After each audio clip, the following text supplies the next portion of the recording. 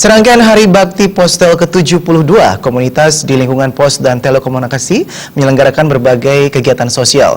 Sebagai puncak peringatan Hari Bakti Postel ke-72, segenap komunitas di lingkungan pos dan telekomunikasi menyelenggarakan upacara bendera di lapangan kantor RRI Denpasar.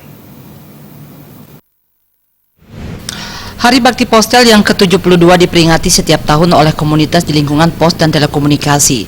Sebagai puncak acara diselenggarakan upacara bendera yang diikuti oleh segenap komunitas di lingkungan Postel di lapangan kantor RRI Denpasar.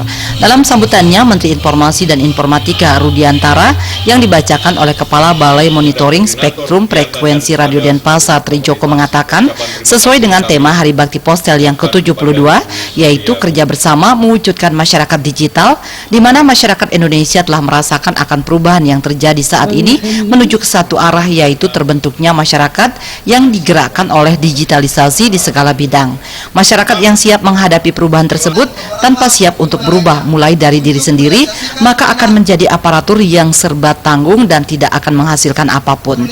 Perubahan digital juga menguji ketajaman visi untuk melihat ke depan munculnya para tokoh bisnis digital yang menguasai ekonomi dunia saat ini. Saya bahwa saat ini zaman mulai berubah, bahwa hampir seluruh sektor pelaksanaan pekerjaan itu tanpa menyentuh sektor karena dengan TIK ini akan mempercepat, mempermudah dan sebagainya, sehingga TIK ini akan mengakselerasi pembangunan, akan mengakselerasi pendapatan masyarakat dan negara.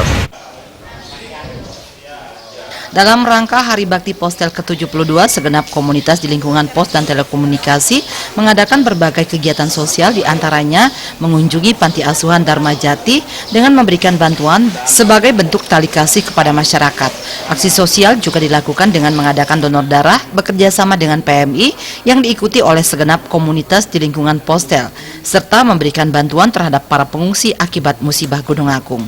Gus Ngurah, Bali TV.